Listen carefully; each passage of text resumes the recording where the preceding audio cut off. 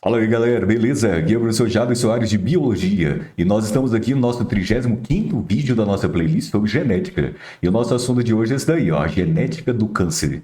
E se você achar que esse vídeo foi útil a você, por favor, deixa aí o seu like e não se esqueça também de se inscrever no canal. E me siga também lá no Instagram, que será um grande prazer recebê-lo por lá também.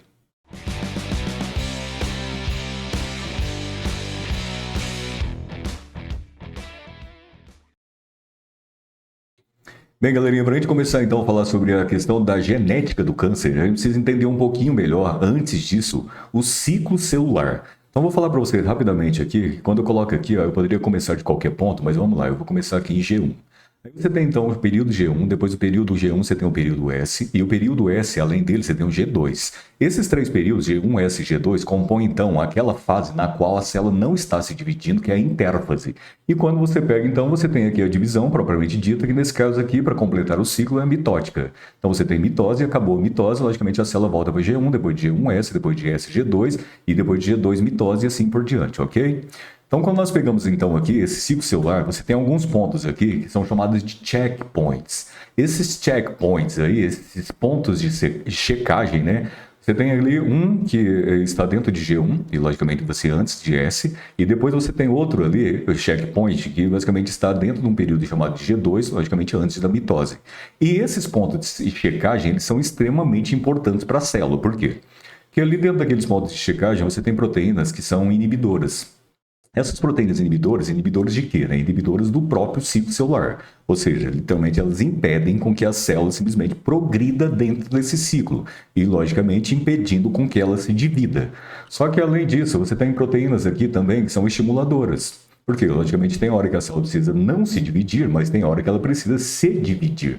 Então você tem proteínas, tanto aquelas que inibem, certo, o ciclo celular, quanto aquelas que estimulam ele. Então, basicamente, quando você pega isso, essas proteínas inibidoras, elas são produzidas a partir do DNA, a partir de genes específicos. E um gene nada mais é do que um fragmento de DNA que produz um RNA, que por sua vez está relacionado à síntese de uma proteína. Só que nesse caso, proteínas inibidoras. Assim como as proteínas estimuladoras também são produzidas a partir de genes impressos no DNA. Então você tem genes que produzem proteínas estimuladoras, você tem proteínas e outros genes que produzem proteínas inibidoras. Sendo assim, eu vou colocar para você que após então esse checkpoint aí que acontece dentro de G1, você tem a fase S. E a fase S da intérfase é um período que você tem síntese de DNA, onde bilhões de bases terão que ser pareadas, porque a partir do DNA você vai produzir DNA. E, logicamente, nesse ponto você pode ter alguns erros. E se você pode ter erros durante a replicação, logicamente, erros no DNA são as chamadas mutações. Então, a partir disso, a partir da síntese, a célula entra num período chamado de G2, sendo que no G2 você tem outro checkpoint, ou seja, literalmente você tem proteínas ali que são inibidoras, e além dessas inibidoras, você também terá as estimuladoras. Então, principalmente nos checkpoints. Só que, na verdade, assim, você inibidora faz o quê? Inibidor inibe, como o próprio nome já diz, e as estimuladoras estimulam. Se as estimuladoras, logicamente, estimulam, a célula entrar em mitose. As inibidoras impedem com que isso aconteça. Só que você tem que notar o seguinte, olha aqui, ó. Por exemplo, quando você pega um determinado tecido, se você tem ali pouco espaço para a célula, você tem uma arquitetura que não permite mais divisão celular, você tem pouco espaço. Além disso, você pode ter ali também uma outra condição, que é a baixa quantidade de nutrientes. Então, a baixa quantidade de nutrientes, a baixa quantidade de alimento disponível às células é outro fator importante. E, além disso, as mutações. Então, mutações, lógico, que são alterações do DNA, podem também acontecer. Quando você tem alguns fatores como esses, o que você vai ter? Você vai ter que essas proteínas inibidoras, né, elas vão entrar em ação. Então, é o seguinte, se não tem mais espaço, a célula não deve se dividir. Se não tem muitos nutrientes, a célula também não deve se dividir. E se a célula está com o DNA também mutado, ele precisa primeiro passar por quê? Ele precisa primeiro passar por um reparo. Então, as inibidoras, elas vão segurar o ciclo nesse momento e vão promover ali o reparo desse DNA antes que as estimuladoras possam estimular a célula a continuar a divisão, né? Continuar o ciclo celular, né? Porque elas vão entrar na divisão ainda. E aí, além disso, uma outra coisa que você pode notar é que esse mecanismo de reparo é extremamente eficiente. Então, o seu DNA que sofreu mutação, ele pode realmente voltar a ser o DNA que era anteriormente à mutação. Isso acontece, mecanismo de reparo. E além disso, você pode ter algumas células que podem não ter conserto. E se isso acontecer, você pode ter mutações drásticas, onde a célula, então, essas proteínas inibidoras, então, elas vão estimular a célula a entrar em morte celular geneticamente controlada. Então, essa morte celular geneticamente controlada é a apoptose. E geralmente nada mais é do que uma morte celular na qual a célula vai morrer de forma controlada para o bem comum das outras células, né? Então, se uma célula sofre muitas mutações, ela pode tornar-se completamente desregulada. Então, você preste atenção nisso, que esse é um foco até do nosso vídeo, ok? Então, isso aqui é importante. Então, assim, você tem uns checkpoints ali, você tem proteínas inibidores, proteínas estimuladoras, e logicamente mostrei um pouquinho sobre elas. A partir de agora, eu vou te mostrar o seguinte, aqui.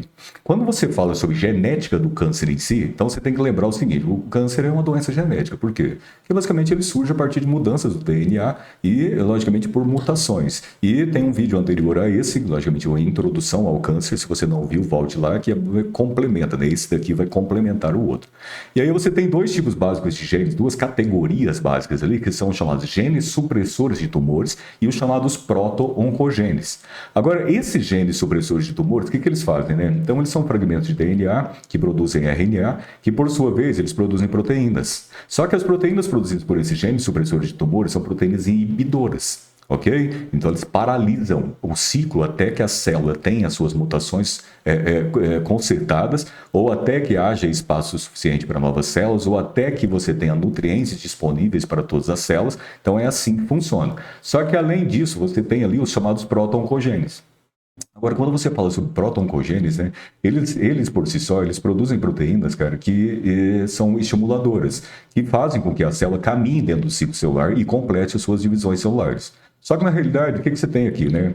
Você tem aqui as proteínas inibidoras de um lado, estimuladoras de outro, mas o que você tem ali é que dentro de pontos específicos, essas proteínas, elas atuam em equilíbrio para que você possa, então, equilibrar, enfim, o ciclo celular. Então a célula tem hora que ela tem que se dividir, tem hora que não. Então tem hora que ela vai para a divisão e tem hora que você tem que bloquear essa divisão.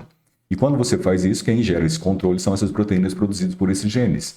E geralmente fala assim, pô, mas eu tenho proto-oncogene, um gene que vai gerar, vai gerar simplesmente câncer, né? Porque na realidade quando você pega então ali, você tem onco, né? Vem de câncer, né?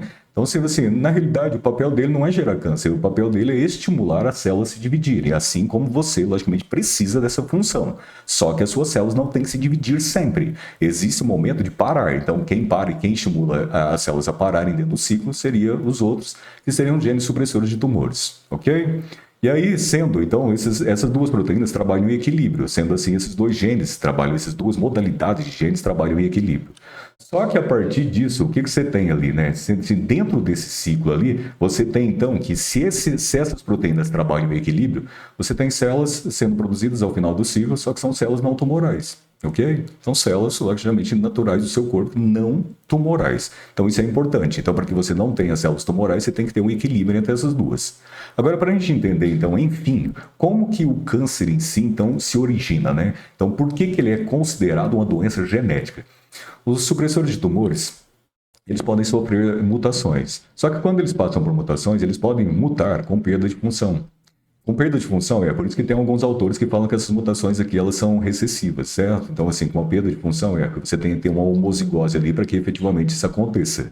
Então, por isso que geralmente eles chamam assim. Só que quando você pega essas mutações com perda de função, você pode ter mutações também nos genes, que são chamados de proto-oncogenes. Só que essas mutações, elas são mutações de ganho de função. Ou seja, na verdade, o gene ele passa a ser hiperexpresso. Ou simplesmente ele produz uma enzima que seja sempre ativa. Então isso é um ganho de função, por isso que alguns autores se referem a ela como sendo uma mutação dominante. Só que quando você pegar isso aqui, você vai ter que entender o seguinte, olha o que acontece. Se você tem genes supressores de tumores que sofrem mutações com perda de função, você vai ter o quê? Você vai ter proteínas inibidoras e inativas. E se você tem proteínas inibidoras inativas, eu coloquei uma abreviação ali para você, PI, proteínas inibidoras inativas, aí elas não inibem mais. E se elas não inibem mais, o que acontece? simplesmente vamos dizer uma desregulação do ciclo. E a partir disso, você vai ter que lembrar o seguinte, olha aqui, ao contrário ali, o ganho de função dos genes, que são chamados proto-oncogenes, ele vai fazer com que você tenha proteína estimuladora, que eu coloquei ali para você como PE, com aumento de função. Então imagina que o gene, literalmente, ele foi potencializado, então ele potencializa a sua função, ou seja, o que ele faz? Ele estimula, além até do que as inibidoras podem inibir. Então, dessa maneira, o que acontece, né? Você tem aqui uma desregulação, você tem um desequilíbrio. E a partir do momento que o ciclo celular se torna desregulado, o que você tem? Você tem basicamente aqueles checkpoints, ou seja, aqueles períodos nos quais a célula confere o material genético, vê se tem nutriente, vê se tem espaço adequado. É como se realmente eles não acontecessem mais. Agora, literalmente, assim, precisa inativar ou ativar o ganho de função dos dois ao mesmo tempo, das duas classes ao mesmo tempo? Não, pode acontecer, tudo pode acontecer. Mas você pode ter determinados tipos de câncer, determinados tipos de tumores, que são causados basicamente por proteínas inibidoras, né, inativas, ou você pode ter também outras modalidades que podem ser proteínas estimuladoras que ganharam função. Então você pode ter um caso, ou você pode ter outro caso, ou você pode ter os dois casos ao mesmo tempo. Só que nesse caso aqui, o que você tem? Você tem agora, a partir de agora, você tem formação de células o quê? Tumorais. E as características de células tumorais foram mostradas para você no vídeo anterior, certo? Então, nesse vídeo aqui, a gente vai dar moral mais para a questão dos genes em si. Então, você tem ali supressores de tumores, que logicamente perdem as suas funções, e você tem proto-oncogenes que ganham em função. Dessa maneira, ou sua célula não consegue inibir divisões celulares, ou ela fica excessivamente estimulada. Sendo assim, dessa maneira, o ciclo acontece de forma desregulada e você passa a ter, então, ali, células tumorais. Esses tumores eles podem ser benignos ou malignos, e aí, quanto a isso, você volte lá no vídeo anterior e o assista. E aí, simplesmente, você vai descobrir a diferença entre eles. Ok? Então, galerinha, é isso. Espero que eu possa ter contribuído aí para que você possa entender um pouco mais sobre a genética do câncer. É isso. Um grande abraço. Fique bem.